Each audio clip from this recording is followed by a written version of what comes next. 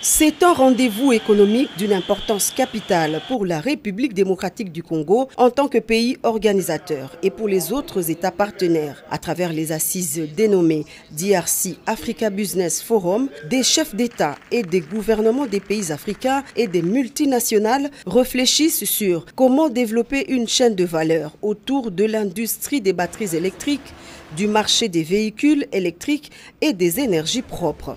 De la rhétorique abondante mais riche en révélations et engagements des États d'Afrique qui sont désormais déterminés à changer le paradigme et jouer véritablement leur rôle dans le développement de la chaîne de valeur dans le processus d'extraction, de transformation et d'exportation de ces minerais stratégiques utilisés dans la fabrication des batteries électriques. Dans son mot d'ouverture devant l'auguste assemblée, le président de la République, Félix-Antoine Tshisekedi Tshilombo, a mis en exergue les révélations issues de l'étude menée par Bloomberg qui soutient une étude comparative, confirmant que l'Afrique regorge de son sous-sol plus de 60 types de minerais, dont le 1/3 se trouve en République démocratique du Congo, ce qui est susceptible de promouvoir une industrialisation axée sur les ressources naturelles. C'est pour moi un réel plaisir de m'adresser ce jour à cette auguste assemblée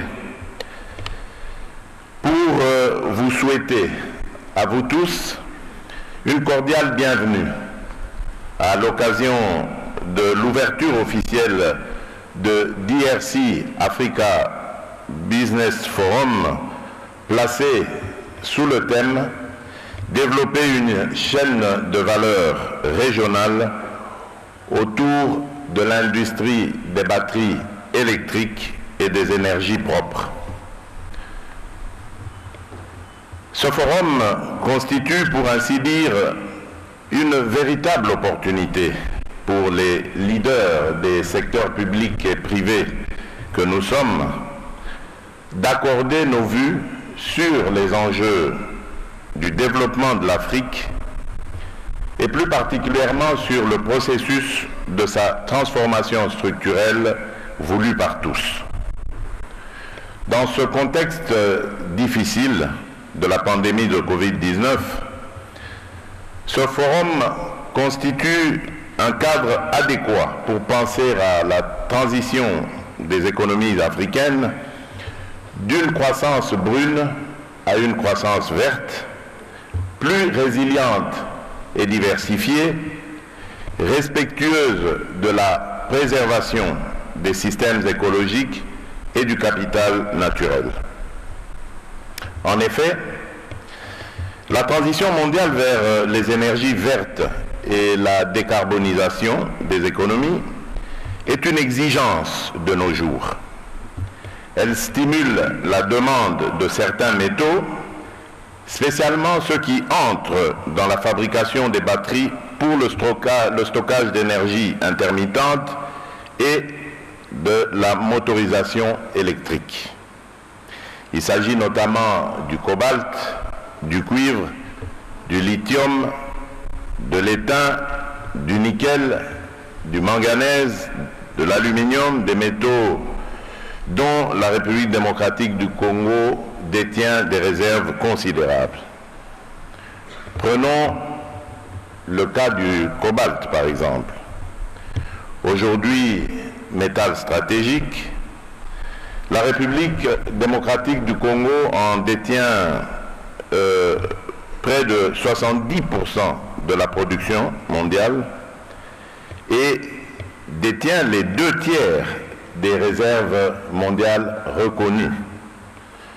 Son sous-sol est ainsi doté d'importantes ressources minérales pouvant contribuer au développement des énergies propres, ce qui place le pays dans une position stratégique pour jouer un rôle de premier plan dans cette nouvelle perspective orientée green et permettre éventuellement la concrétisation de la célèbre phrase déjà dite ici par le président de la FEC qui paraphrasait Frantz Fanon, je cite, « L'Afrique a la forme d'un revolver dont la gâchette se trouve en République démocratique du Congo. Effectivement, l'Afrique est sans doute le continent le mieux doté en termes de richesses naturelles. Elle possède à elle seule plus de 60 types de minerais différents, totalisant ainsi un tiers des réserves de minerais mondiales, tous minerais confondus. Ces assises nous donnent l'occasion de capitaliser les opportunités d'investissement et aussi de réfléchir sur le développement d'une chaîne de valeur régionale pour l'industrie des batteries dans un contexte d'intégration régionale, d'industrialisation de l'Afrique et de transition énergétique. Dans le concret, il est à noter que d'ici 2030, le continent africain sera face à une demande de 145 millions de voitures électriques. Le taux de demande de cobalt sur le marché est actuellement situé entre 120 000 et 130 000 tonnes l'an, chiffre qui pourra doubler dans 5 ans. Le président de la République démocratique du Congo, également président en exercice de l'Union africaine, plaide pour une synergie d'efforts des pays africains en vue de renverser la tendance et refuser de continuer à exporter nos minerais à l'état brut. Le continent africain devrait améliorer l'intégration du secteur extractif aux autres secteurs de l'économie en vue de créer une véritable chaîne de valeur et de promouvoir son industrialisation. Une meilleure intégration des producteurs africains de minéraux qui entrent dans la fabrication des batteries dans les chaînes de valeur mondiales contribuera à l'augmentation de richesses, mais aussi à la création d'emplois et de nouvelles compétences pour les jeunes. Mesdames et messieurs, distingués invités, le plan directeur d'industrialisation, PDI en sigle, crée un nouveau paradigme d'industrialisation. Il met en exergue de manière claire l'approche de la chaîne de valeur dans une conjugaison systémique de la production diversifiée, équilibrée, durable et résiliente. Nous tenons à féliciter et à remercier Bloomberg qui a réalisé une étude comparative sur la fabrication des éléments précurseurs qui entrent dans la fabrication des batteries utilisées dans les véhicules électriques et dans la chaîne de production des énergies renouvelables. Cette étude confirme que la République démocratique du Congo est au centre de la production des batteries électriques et doit non seulement prendre le leadership de la production régionale, mais aussi et surtout concevoir le marché et nous permettre de résoudre la question de la pauvreté de nos populations. Il en ressort que la République démocratique du Congo est plus compétitive par rapport aux autres pays du monde en termes de production. Le développement d'une mine de lithium à côté de celle du cobalt déjà existante va renforcer la position de la République démocratique du Congo comme meilleure destination des investissements. Mesdames et messieurs, distingués invités, du haut de cette tribune, je voudrais inviter mes homologues africains à saisir l'occasion qui s'offre à notre continent, celle de construire ensemble l'industrie des batteries électriques, dont le marché des véhicules représente 8,8 milliards de dollars américains d'ici, représentera 8,8 milliards de dollars américains d'ici 2025 et 46 000 milliards en 2050. Cette occasion est à saisir pour chasser l'obscurité en Afrique avec les batteries du futur qui permettront de stocker jusqu'à 500 mégawatts et améliorer ainsi le taux de desserte en électricité nécessaire à l'industrialisation et au confort domestique.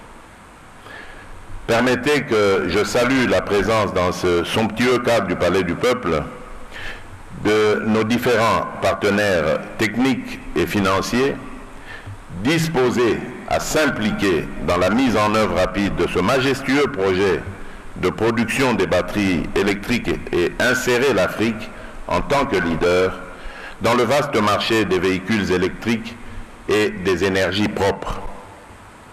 Ainsi dit, je vous souhaite de fructueux échanges et une participation active aux débats qui seront organisés dans les différents panels. Sur ce, je déclare ouverts les travaux de DRC Africa Business Forum. Que Dieu bénisse la République démocratique du Congo, que Dieu bénisse l'Afrique. Je vous remercie.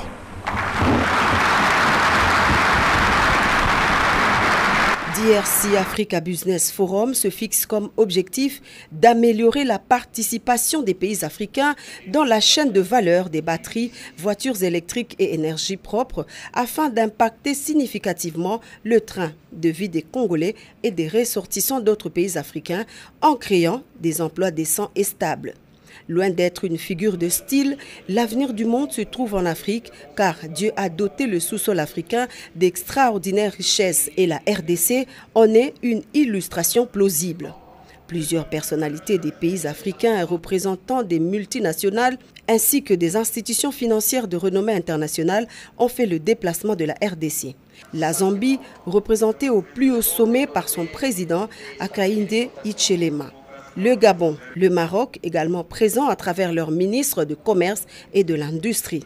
La Commission économique des Nations Unies pour l'Afrique accompagne ce forum dans la mobilisation des partenaires.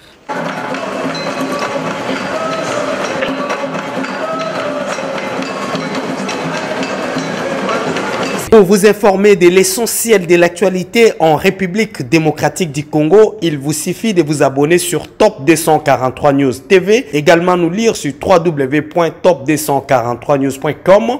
Au nom de toute la rédaction, nous vous remercions.